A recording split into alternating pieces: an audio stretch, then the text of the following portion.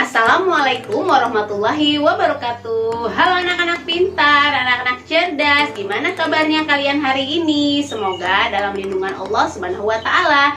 Hari ini kalian bertemu lagi dengan Ibu Ika di Ika Mayati Channel tentunya. Dan jangan lupa untuk like, subscribe, dan aktifkan loncengnya agar kalian tidak ketinggalan video-video terbaru dari Bu Ika. Gimana, sudah siap hari ini kita belajar bareng Bu Ika? Sebelum kita memulai pelajaran, kita berdoa terlebih dahulu agar proses belajar kita hari ini diberikan kemudahan oleh Allah Subhanahu wa taala. Hari ini kita akan belajar tema 1, selamatkan makhluk hidup, subtema 2, hewan sahabatku, pembelajaran pertama untuk siswa kelas 6 SD. Tujuan pembelajaran kita hari ini adalah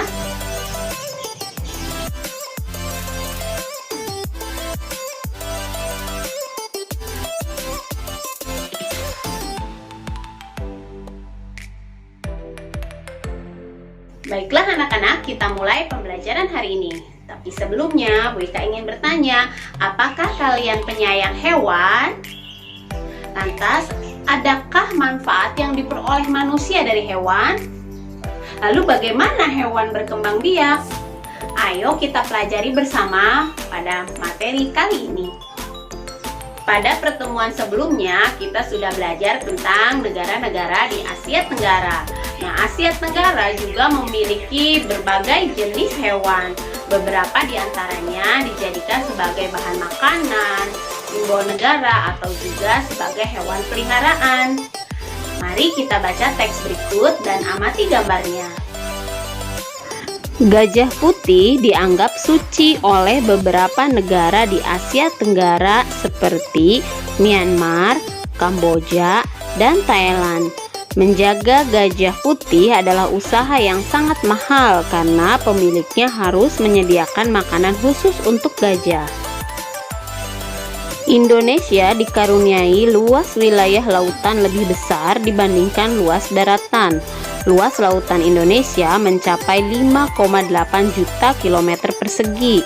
Di dalam lautan Indonesia tersimpan potensi perikanan yang cukup besar, salah satunya ikan tuna. Ikan tuna adalah salah satu ikan yang paling banyak dicari negara lain seperti Jepang, Amerika Serikat, dan Uni Eropa. Tahukah kalian burung yang hidup di negara tetangga kita? Burung takurdahan hidup di Malaysia. Hewan ini termasuk hewan yang dilindungi negara.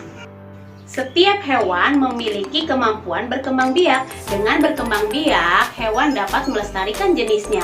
Tahukah kalian bagaimana cara hewan berkembang biak? Mari kita simak penjelasan berikut ini. Perkembangbiakan hewan dibedakan menjadi 3, yaitu secara ovipar atau bertelur, kemudian secara vivipar, cara beranak, dan ovovivipar atau bertelur dan beranak. Ovipar adalah salah satu cara perkembangbiakan hewan dengan cara bertelur, yang pada umumnya mempunyai ciri-ciri telurnya dierami sampai menetas. Telur yang dikeluarkan berkembang dan menetas di luar badan induknya. Contoh hewan ovipar antara lain ayam, angsa, burung, ikan, katak, dan serangga. Hewan yang berkembang biak secara ovipar memiliki ciri-ciri tidak mempunyai daun telinga, tidak mempunyai kelenjar susu, dan tidak menyusui anaknya. 2. Vivipar atau beranak. Vivipar adalah perkembangbiakan atau reproduksi hewan dengan cara pembuahan sel jantan terhadap sel telur betina di dalam tubuh induknya, kemudian mengalami pertumbuhan hingga akhirnya dilahirkan dalam bentuk individu baru yang sejenis. Proses ini biasa disebut dengan melahirkan atau beranak. Contoh hewan vivipar di laut adalah paus, anjing laut, ikan pesut, lumba-lumba, dan lain-lain. Contoh hewan vivipar di darat, kucing, anjing, sapi, kambing, kuda, gajah, kera, dan lain-lain. Hewan vivipar memiliki ciri-ciri: 1. Memiliki kelenjar susu. 2. Memiliki daun telinga. 3. Tubuh ditutupi dengan bulu atau rambut. 4. Pada umumnya menyusui atau mamalia. Dan 5. Keturunannya berkembang di dalam tubuh sang induk sebelum dilahirkan. 3. Ovovivipar atau bertelur dan beranak. Ovovivipar adalah perkembangbiakan atau reproduksi hewan dengan cara menggabungkan antara ovipar dan vivipar. Embrionya berkembang di dalam telur dan telur tetap berada di dalam tubuh induknya sampai telur menetas. Setelah telur menetas, individu baru tersebut keluar dari tubuh induknya dengan cara melahirkan atau beranak dalam bentuk individu baru yang sejenis. Contoh hewan ovovivipar adalah kadal, ikan hiu, ikan pari, kuda laut, ular, bunglon, platypus, iguana, dan lain-lain. Hewan ovovivipar memiliki ciri-ciri: 1. Pembentukan calon individu baru secara generatif atau seksual. 2. Calon individu baru bertelur dan menetas dengan keluar dari tubuh induk. 3. Makanan diperoleh dari telur tetapi tetap berkembang dalam induknya. 4. Pembuahan terjadi di dalam atau internal. 5. Tidak mempunyai rahim. 6. Tidak menyusui. 7. Tidak mengasuh calon individu baru. Dan 8. Berdarah dingin. Nah, anak-anak, kalian sudah mengetahui cara perkembangbiakan hewan. Seru bukan? Hewan-hewan yang ada sangat membantu penduduk di kawasan Asia Tenggara dalam kegiatan ekonomi. Kondisi geografis di Asia Tenggara membantu penduduknya memanfaatkan hewan dalam kehidupan sehari-hari. Ikan banyak dijual dan dikonsumsi. Hewan ternak banyak yang dijual di dalam negeri, bahkan sampai ada yang mengekspornya. Nah, kamu bisa mempelajarinya lebih lanjut mengenai kegiatan ekonomi di kawasan Asia Tenggara terkait kondisi geografisnya. Kalian bisa membacanya di buku siswa halaman 67 sampai dengan halaman 70. Lalu nanti kalian akan mengerjakan soal-soal yang akan Ibu berikan di akhir video ini. Kawasan Asia Tenggara terletak pada jalur perdagangan dunia. Kawasan ini menjadi jembatan antara kawasan Eropa dan Asia Timur. Oleh karena itu, Asia Tenggara menjadi wilayah persaingan bagi pihak-pihak yang ingin memanfaatkan kedudukan strategis kawasan ini. ASEAN berperan sebagai wadah untuk menghindari persengketaan yang mungkin timbul. Dengan posisi yang strategis ini, setiap negara di kawasan Asia Tenggara memiliki kekayaan sumber daya yang menjadi kekuatan negara. 1. Brunei Darussalam. Negara ini terkenal dengan kekuatan sumber daya alam berupa minyak bumi dan gas alam. Brunei menjadi negara di Asia Tenggara yang memiliki pendapatan per kapita tertinggi karena gas alamnya.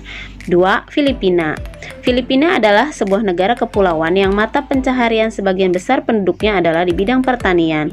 Filipina berhasil menjadi salah satu negara di dunia yang dapat membangun dan mengembangkan pertaniannya dengan baik. Beberapa produk unggulan hasil pertaniannya diekspor ke berbagai negara seperti nanas, padi, kelapa, dan gula. Hasil pertanian ini juga yang menunjang perkembangan ekonomi negara ini. Indonesia. Sebagai negara kepulauan terbesar di kawasan ini, Indonesia memiliki ragam sumber daya alam yang sangat kaya. Banyak hal yang dapat dikembangkan untuk memperkuat perkembangan ekonomi Indonesia. Saat ini, Indonesia mengekspor minyak dan gas bumi, tekstil, dan produk-produk dari kayu. Pertambangan menjadi salah satu pintu masuk para pengusaha mancanegara ke Indonesia. Keindahan alam Indonesia pun merupakan daya tarik yang menjadi sumber devisa negara dari sektor pariwisata. Selanjutnya, Kamboja. Di Kamboja mengalir Sungai Mekong. Daerah di sekitar Sungai Mekong merupakan daerah yang subur. Mata pencaharian penduduk Kamboja adalah pertanian. Hasil pertanian Kamboja yang besar adalah padi dan karet. Laos bertetangga dengan Kamboja. Negara ini dilewati oleh aliran Sungai Mekong. Sama seperti di Kamboja, kegiatan pertanian banyak dilakukan di sepanjang aliran sungai ini. Sebagian besar hasil pertanian dinikmati oleh masyarakat Laos. Malaysia. Kegiatan ekonomi utama penduduk Malaysia adalah di bidang pertanian, pertambangan, dan perindustrian. Perdagangan internasional merupakan salah satu kegiatan ekonomi Malaysia yang mengalami pertumbuhan tercepat. Peralatan elektronik, minyak, dan gas bumi diekspor ke negara lain. Produk dari kayu, minyak sawit, karet, tekstil, sepatu, dan bahan-bahan kimia diperdagangkan di dunia internasional. Selanjutnya adalah Myanmar. Mata pencaharian utama penduduk Myanmar adalah pertanian, perkebunan, dan pertambangan. Padi merupakan hasil utama dari pertanian di sana. Myanmar merupakan salah satu negara penghasil padi terbesar di Asia Tenggara. Selanjutnya Singapura. Singapura merupakan negara paling maju di kawasan ASEAN karena letak Singapura sangat strategis. Saat ini Singapura menjadi negara transit teramai di Asia. Berikutnya adalah negara Thailand. Thailand sering disebut sebagai lumbung padi di Asia Tenggara. Padi memang merupakan hasil pertanian terbesar di negara ini. Selain itu, perkebunan, kehutanan, pertambangan, dan industri juga merupakan kegiatan ekonomi penduduk Thailand. Saat ini, penghasilan utama Thailand adalah sektor pariwisata. Keunikan bangunan budaya di Thailand menjadi daya tarik tersendiri bagi para wisatawan mancanegara. Dan yang terakhir adalah Vietnam. Setelah pulih dari perang Vietnam, negara ini mulai berkembang di berbagai sektor perekonomiannya. Pariwisata dan turisme mendukung perkembangan ekonomi. Bidang pendukung lainnya seperti usaha jasa di bidang perhotelan, restoran, serta transportasi juga turut berkembang pesat. Baiklah anak-anak, untuk tugas hari ini kalian kerjakan soal yang ada di buku siswa halaman 63 dan halaman 64, serta soal yang ada di buku siswa halaman 66, 71, dan halaman 72. Demikianlah apa yang kita pelajari hari ini. Semoga apa yang Bu Ika sampaikan dapat kalian pahami dengan baik. Saatnya untuk ucapkan Alhamdulillahirabbil alamin. Jangan lupa untuk mengirimkan tugasnya di Google Classroom. Dan sampai berjumpa di video-video selanjutnya. Assalamualaikum warahmatullahi wabarakatuh.